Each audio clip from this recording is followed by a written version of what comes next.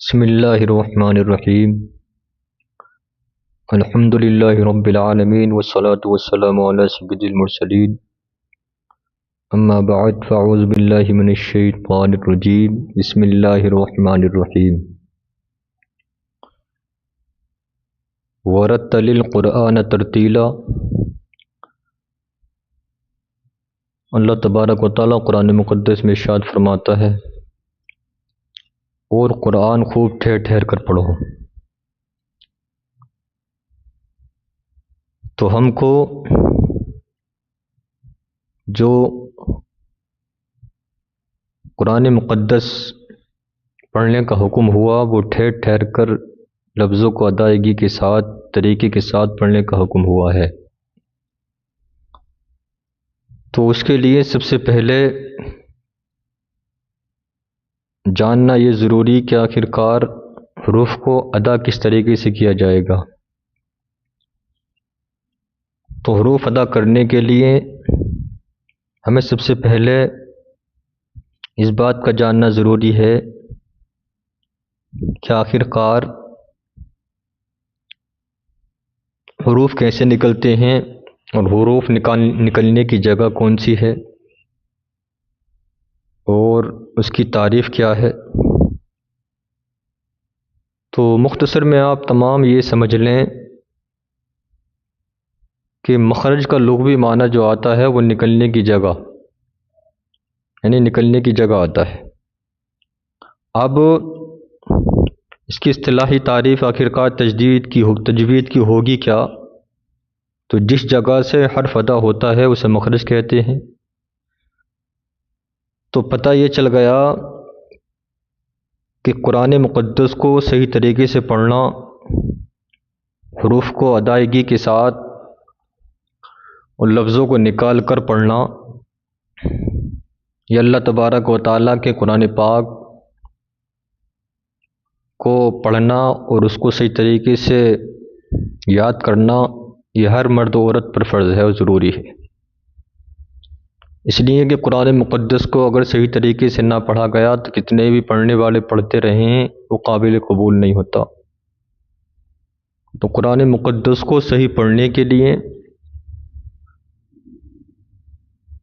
تمام حروف کی ادائیگی ضروری ہے۔ تو آج سے جو ہم شروع کرنے والے ہیں اس کا نام ہے النور قاعدہ۔ ویسے تو قاعدے بہت ہیں، یسرنا القرآن بھی ہے، مدنی قاعدہ بھی ہے، نورانی قاعدہ بھی ہے، تو تمام اپنی جگہ بہت اچھے ہیں، بہت اعلیٰ ہیں، لیکن انہی میں سے یہ النور قاعدہ جو ہے یہ بھی بہت اچھا ہے۔ اور اس کو جب ہم نے پڑھا اور دیکھا تو دوسرے جو قاعدے ہیں ان قاعدوں کے مد مقابل یہ قاعدہ بہت زیادہ بہتر ہے۔ تو جن کو قرآن مقدس پڑھنا نہیں آتا ہے وہ اس کو ضرور پڑھیں، اور جن کو پڑھانے والے نہیں مل رہے ہیں تو ان کے لیے ہم کوشش کر رہے ہیں، تو آپ حضرات اس کو غور سے سنیں اور صحیح طریقے سے پڑھنے کی کوشش کریں۔ تو سب سے پہلی بات یہ کہ جب بھی آپ سبق یاد کرنا شروع کریں یا قرآن مقدس پڑھنا شروع کریں یا کوئی دینی کتاب پڑھنا شروع کریں تو اس سے پہلے درود پاک پڑھنے کی عادت ڈالیں، یا تو ایک مرتبہ یا کم سے کم 3 مرتبہ، یا زیادہ سے اور پڑھنے 7 مرتبہ، جتنی آپ کو وقت ہو، جتنا آپ پڑھیں گے اتنا زیادہ فائدہ ہے۔ بہرحال کم سے کم 1 یا 3 مرتبہ پڑھنے کی عادت ڈالیں، اور ساتھ میں یہ بھی پڑھنے کی عادت ڈالیں اللہم افتح علینا حکمتک وانشر علینا رحمتک یا ذی الجلال والاکرام۔ تو اس سے سبق یاد کرنے میں بھی آسانی ہوگی اور فائدہ بھی ہوگا۔ اس کے بعد اپنے سبق کو شروع کریں۔ تو آئیے النور قاعدہ ہم شروع کرتے ہیں۔ تو سب سے پہلے اس میں جو ہے جو حروف ہیں ان حروف کو جو نکلنے کی جگہ ہوتی ہے سب سے پہلے ہم ان کو وہ پڑھ لیتے ہیں تاکہ ہمیں آگے پڑھنے میں آسانی ہو۔ تو مخرج کس کو کہتے ہیں اس کی بھی میں نے معنی بتایا، اور آخرکار اس کی تعریف کیا ہوتی ہے وہ بھی میں نے آپ کو بتایا،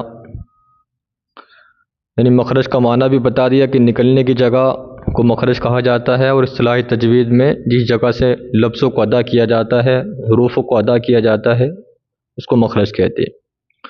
اب رہی مخارج کی تعداد، تو ائمہ کرام کے الگ الگ قول ہیں، لیکن امام خلیل بن احمد علیہ الرحمہ یہ ایک بزرگ ہیں، ان کے نزدیک اور اکثر ائمہ کرام ائمہ حضرات کے نزدیک جو ہے مخارج کی تعداد جو ہے 17 بیان کی جاتی ہے۔ تو جو ضروری مخارج ہیں اور ان کو کس طریقے سے ادا کیا جاتا ہے اور کیا جانا چاہیے اور کیا کون سی جگہ نکلنے کی ہے، تو سب سے پہلے ہم اس کو پڑھ لیتے ہیں، کیونکہ آج سبق نمبر 1 ہے، پہلا سبق ہے یہ۔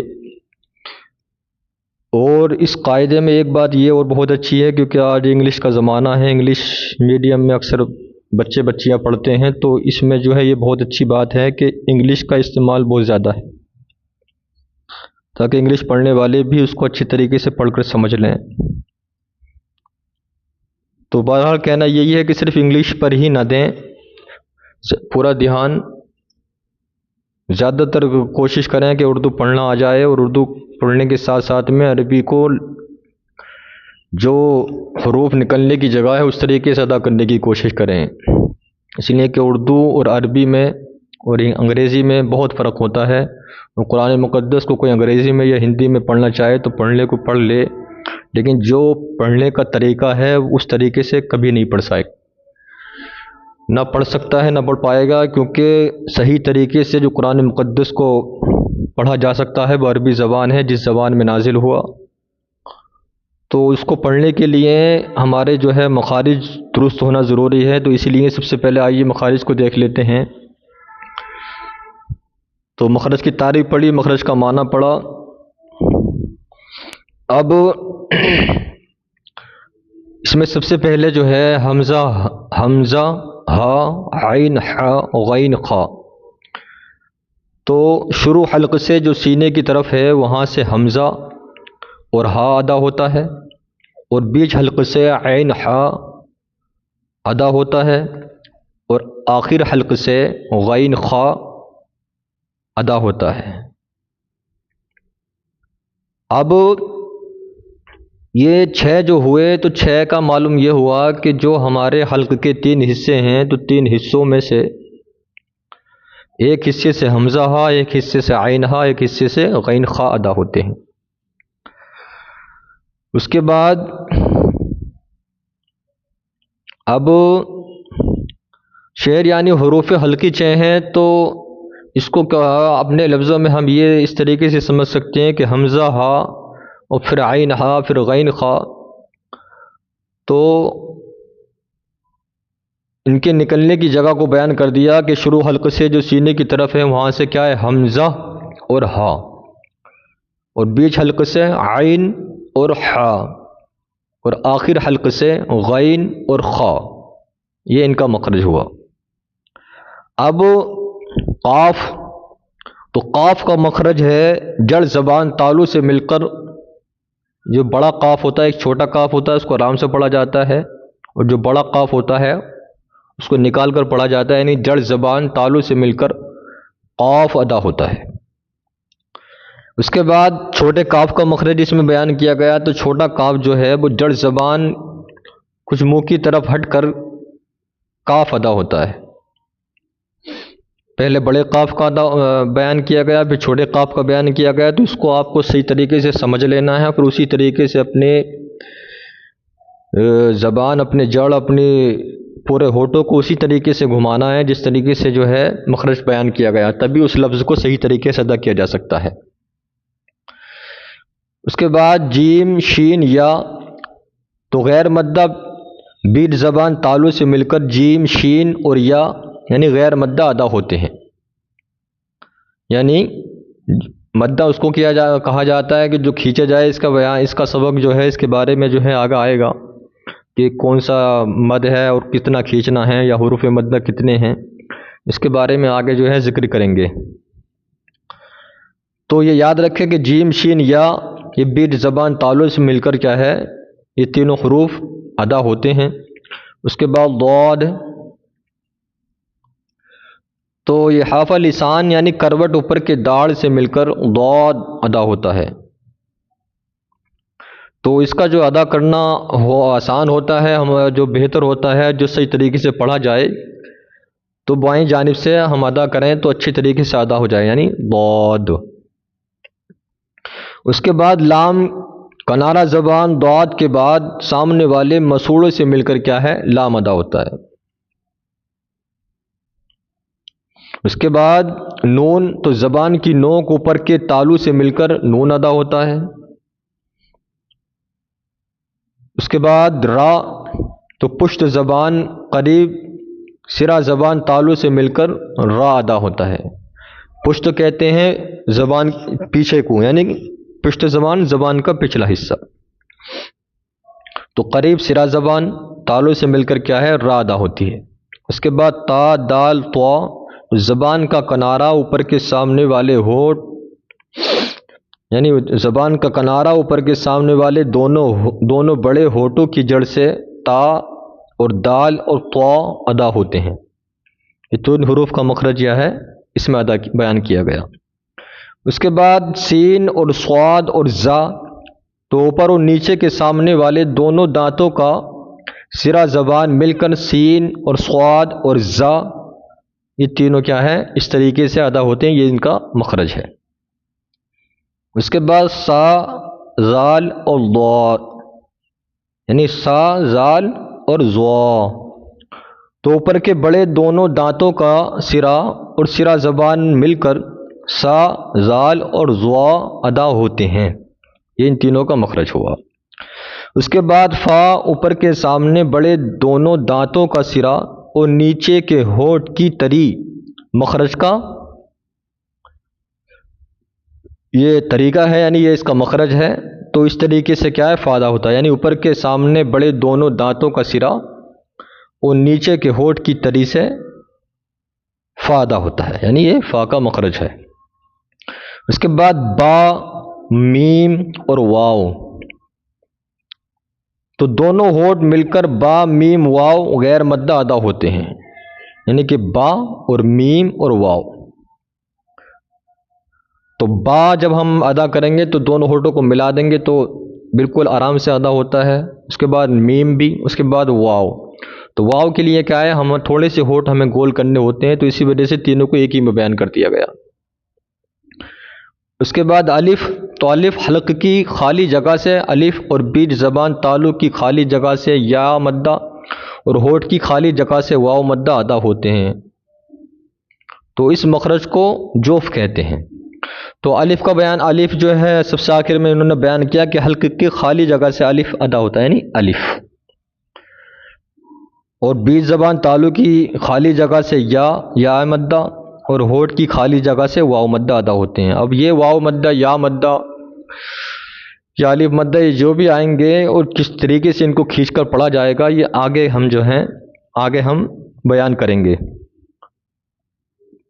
تو یہ مختصر میں جو ہے حروف کے مخارج کو میں نے بیان کیا، اور زیادہ تفصیل کروں تو بہت زیادہ بڑی ویڈیو ہو جائے گی یا بڑی آڈیو ہو جائے گی، تو اس لیے بہت مختصر میں بیان کیا ہے، مختصر میں بتایا ہے. کوئی بھی بات اگر سمجھ نہ آئے تو پریشان نہ ہو، اس لیے کہ جب سبق آگے اسباق آئیں گے تو ہر سبق کے اندر تھوڑی سی تفصیل، تھوڑی سی وضاحت ہم کرتے رہیں گے، تاکہ الفاظ کو صحیح طریقے سے سمجھ میں آ جائیں اور صحیح طریقے سے کیا ہے، لفظوں کی پہچان ہوتی رہے. تو جیسے جیسے ایک ایک سبق سمجھ میں آتا چلا جائے گا، آسانی سے پڑھتے چلے جائیں گے، تو اسی طریقے سے کیا ہے، آگے سبق کو پڑھنے میں بھی آسانی ہوگی اور سبق کو یاد کرنے میں بھی آسانی ہوگی. اور جب شروع کے اسباق صحیح طریقے سے یاد ہو جائیں گے تو آگے خود بخود کیا ہے، ہمیں یاد کرنے میں آسانی ہوتی ہے اور ہمیں اچھی طریقے سے ہم سمجھ جاتے ہیں اور آسانی سے ہم یاد کرتے چلے جاتے ہیں اور خود بخود دماغ میں بات بیٹھتی چلی جاتی ہے. اب اس کے بعد ہم سبق نمبر 1 مان لیجئے، کیونکہ ابھی تو ہم نے صرف مخارج بیان کیے ہیں، تو ہم سبق نمبر 1 میں جو اس میں بھی اس قاعدے میں بھی دیا ہے لیسن نمبر 1، تو نقطوں کو پہلے جو ہے ہمیں سمجھانا ہے۔ کچھ لوگ بندہ بھی، کچھ بچے جو ہے بندے سے بھی سمجھتے ہیں بندہ، کچھ لوگ نقطہ۔ تو بہرحال نقطہ یاد رکھیں، نقطہ یعنی جو بڑے شین پر 3 اوپر لگے ہوتے ہیں، اور یہ قاف پر اوپر 2 لگے ہوتے ہیں، یا پر نیچے 2 لگے ہوتے ہیں، تا پر 2 لگے ہوتے ہیں اوپر۔ تو ان نقطوں کی پہلے میں پہچان میں آپ کو کرا دوں۔ تو با ہے، تو با جب لفظ با آئے گا تو با کے نیچے کیا ہے؟ ایک بندہ، ایک نقطہ ہوتا ہے۔ اور یہی ایک بندہ اگر بیچ میں آ جائے بالکل اور گول بنا ہوا ہو تو وہ نون کا ہوتا ہے۔ اسی طریقے سے فا پر آ جاتا تو وہ فا پر بھی اوپر ہی آتا ہے، وہ بھی ایک نقطہ ہوتا ہے۔ اسی طریقے سے یا 2 نقطے ہیں تو اوپر آگے آئیں گے، جو با کے بعد لفظ ہے تو وہ تا ہوگا۔ اسی طریقے سے قاف پر آئیں گے تو اوپر ہوتے ہیں، اس پر بھی تو 2 ہوں گے۔ اسی طریقے سے میں آسان لفظوں میں پہلے بیان کر دوں کہ جو اس میں یہ بندے لگائے گئے ہیں بالکل اسی طریقے سے جو ہے پہچان کرانے کے لیے جو ہے بتائے ہیں، یہ دیے گئے ہیں کہ تاکہ آسانی ہو۔ تو میں ایک ایک کر کے میں بتا دوں کہ الف پر تو آتا نہیں ہے، تو با پر آتا ہے تو نیچے آئے گا، تو یہ با کا۔ اس کے بعد یہ 2 اوپر دیے گئے ہیں پہچان کرانے کے لیے، تو 2 با کے بعد جو لفظ آتا ہے تا، اس کے یہ 2 نقطے ہیں۔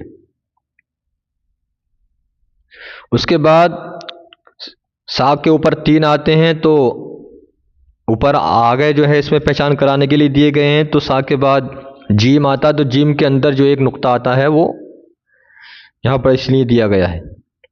اس کے بعد ہا کے اندر آتا نہیں ہے، تو خا کے اوپر آتا، تو ایک نقطہ جو ہے یہاں پر دے دیا گیا ہے۔ اس کے بعد خا، اس کے بعد دال، اس کے بعد زال، اس کے بعد را۔ تو دال پر آتا نہیں ہے، زال کے اوپر بھی ایک آتا ہے۔ اس کے بعد زا ہے تو زا کے اوپر بھی ایک آتا ہے۔ اس کے بعد سین ہے تو سین کے اوپر آتا نہیں ہے، بڑے شین کے اوپر 3 آتے ہیں تو اسی لیے دے دیے ہیں۔ اس کے بعد سواد، اس پر آتا نہیں ہے، دواد اس کے اوپر ایک آتا ہے۔ اس کے بعد تو سین ہو گیا، شین ہو گیا، سواد ہو گیا، دواد ہو گیا۔ اس کے بعد طوا ہے، اس کے اوپر نہیں آتا، ضواب کے اوپر آتا ہے۔ اس کے بعد عین، اس کے اوپر نہیں آتا، غین اس کے اوپر ایک آتا ہے۔ اس کے بعد فا، اس کے اوپر ایک آتا ہے۔ اس کے بعد قاف، اس کے اوپر بڑے قاف کے اوپر 2 آتے ہیں، چھوٹے قاف پر نہیں آتا۔ اس کے بعد لام، اس پر نہیں آتا، میم اس پر بھی نہیں آتا، نون اس کے اندر ایک آتا ہے۔ اس کے بعد واو اس پر نہیں آتا۔ اس کے بعد ہا اس پر نہیں آتا، چھوٹے ہا پر، چھوٹا ہو یا بڑا دونوں پر نہیں آتا۔ اس کے بعد حمزہ اس پر نہیں آتا، یا اس کے نیچے 2 نقطے آتے ہیں۔ تو یہ ابھی کوشش کریں دماغ میں بٹھانے کی، اگر بیٹھ جائے تو اچھی بات ہے، ورنہ پھر سبق نمبر 1 میں اور جو ہے اس کے بارے میں تھوڑا ذکر کریں گے تاکہ آسانی ہو جائے۔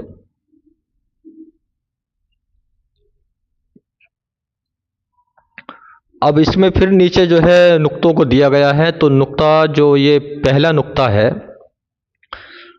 تو یہ سمجھ لیجیے کہ لفظ کے اوپر ہوگا، اس طریقے سے لکیر کے اوپر ہوگا تو وہ کیا ہوگا؟ با کا نقطہ ہوگا۔ اور اگر لکیر کے اس طریقے سے اگر نیچے ہوگا تو وہ یعنی کہ نیچے یعنی مطلب کہ لفظ کے اندر ہوگا تو وہ جیم کا ہوگا، اور اس طریقے سے لکیر کے اوپر ہوگا تو تا کا ہوگا، یعنی تا کے اوپر آتے ہیں۔